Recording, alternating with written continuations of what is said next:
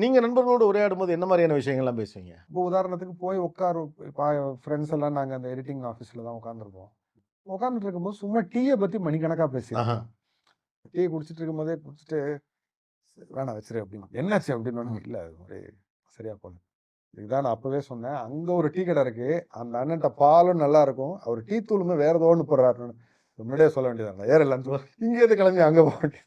அங்க போயும் டீய பத்தி தான் பேசிட்டு இருப்போம். சொல்லுவான். அதுல எந்த ஒரு ஒரு பெரிய அழுத்தம்லாம் இல்லாம, மேம்போக்கா அப்படி பேசிக்கிட்டே இருப்போம்.